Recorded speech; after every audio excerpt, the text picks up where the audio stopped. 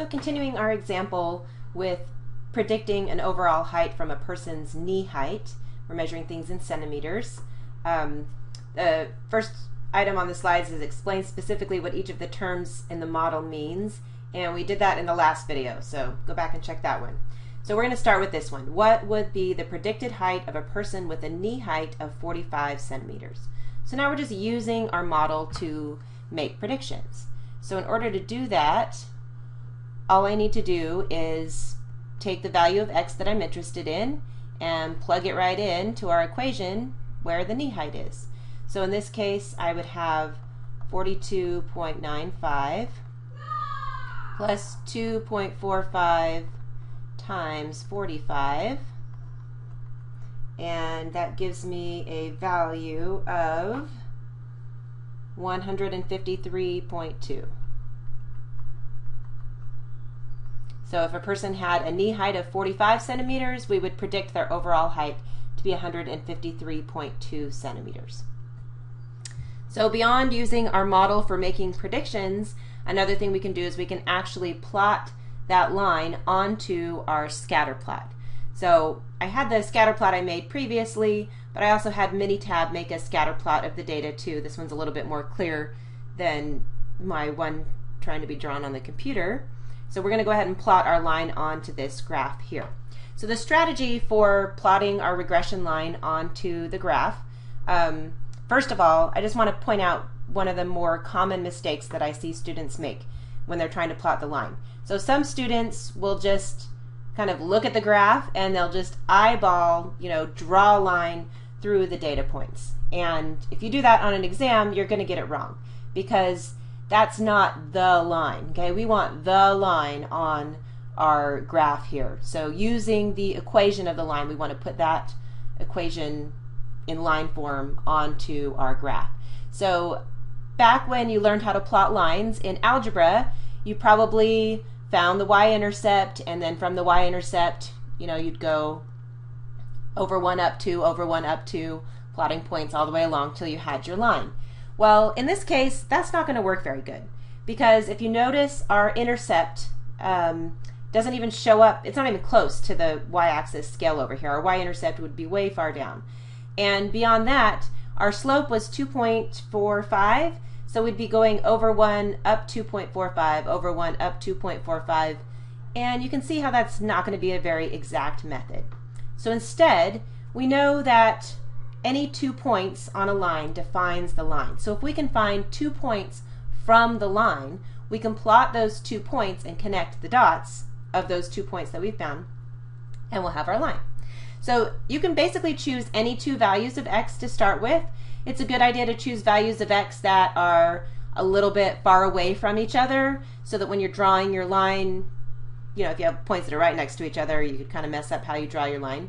So in my case, since we've already found the predicted value when x is equal to 45, I'm going to choose that as one of my x values, and I'm going to go ahead and choose 55 as my other x value, just because it's up on the higher end over here, and but it's arbitrary. You can choose any 2 x values. So back here, I like to make a little XY kind of chart to contain my values. So the 2 values of x that I chose were 45 and 55. And I'm going to plug both of these values of x into my regression equation, and it's going to output a y hat value. Then I'm going to have 2 ordered pairs that are actually from this line, and I can plot those on my graph. So we already did 45. That was 153.2. Now I'm going to plug 55 in here for my knee height. Okay, when I plug 55 in, I get a y hat equal to 177.7. So I'll add that to my chart over here. So I just plugged it in the same way we did on with the previous example. So now I have my 2 points. I'm going to plot those onto my graph and connect the dots to make my line. So here's my graph. All right, so my first value was 45, and that had a y hat of 153.2. So 153 is probably about right here, and I usually draw an X value there so that I know it's not an actual observation that I'm plotting, but it's a predicted value from the line. So there's one. The other one was an X of 55 and a Y hat of 177.7. So that's going to be about right up here. So now, using my super awesome computer skills, I'm going to try to draw the straightest line that I can between those two X points. Hopefully you're using a straight edge on your paper and yours is much prettier than mine. But you get the general idea. So now I've been able to graph the regression line onto my scatter plot. Now we have the line, we have the regression equation, we can make predictions with it. It's time to start looking at, hey, is this actually a good model? And there's two kind of model diagnostics that we look at to see if we have a good model. The first one is kind of given right here in this question. What % of the variation in height can be explained by knee height? So this is not intended to be a trick question, but I'm not coming out and asking for the name of the measurement here. Instead, I'm giving it by definition, which is very likely that I would do something like this on a test. So when we're talking about the variation in the response that can be explained by our explanatory variable, what we're referring to here is R squared. So this is just asking for R squared. And remember, to find R squared, we just take R, the correlation, and we square it. So I'm going to have 0.89 squared, which gives me 0.7921, or 79.21%. Typically, R squared is expressed as a percentage rather than a decimal. So this just tells us that 79% of the variation that we're seeing in overall height can be explained by knee height. R squared values can be between 0% and 100%. The closer to 100%, the better your model is going to be at making predictions.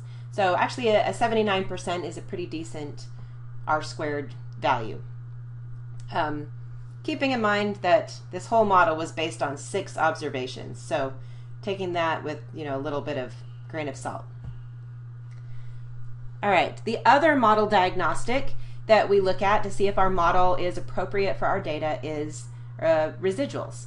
The residuals are the difference between the observed values and what our model would predict. So it's observed minus predicted values.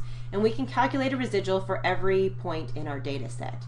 We usually evaluate the residuals by looking at a residual plot. So this here is a pretty standard residual plot. It's a plot of our X variable, knee height, against the residuals over here. So if a straight line is a good model for the X and Y that we have, we would expect to see just a blob of points here, okay? That we just expect to see kind of random variation going on, which is what I see in this particular graph. Some things that would be red flags if I saw them in a residual plot would be if I saw kind of a rainbow shape going on with the points, or a smiley face shape. Yes, these are my highly technical terms. Or if you see a megaphone shape in either direction with the points, then those are red flags. And all of those mean is that, hey, a straight line might not have been the best model for X and Y. And if you were in a more advanced statistics class, then we would talk about how to make models for relationships that are curved or things like that. But we're not. So basically, if we see a red flag, we're just like, oh, darn it, this model doesn't work for our data, and we stop. The other thing that we can look for on our residual plot is the presence of outliers or influential observations. So an outlier is going to be a point that has an extreme value for a residual, so it's going to have a large residual. So on our residual plot, it's going to be a point that is extreme vertically, either high above or high below on the graph. And an influential observation is a kind of a special type of outlier because it actually pulls the line towards itself. So it usually has a small residual, but we have to be careful because it exudes a lot of influence over the line, hence the name. So in this case, I don't see any outliers or influential observations here, but this plot is what would help us to find those things.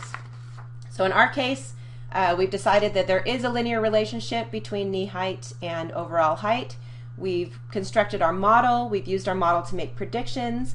We've looked at R squared, which kind of told us, hey, our model is going to do a pretty good job of making predictions because there's such a strong relationship, and it does a good job of explaining the variation that we're seeing in overall height. And we've made sure that a straight line is indeed the appropriate relationship between X and Y for this data. So there you have it. That's kind of a summary of what we're looking for in regression.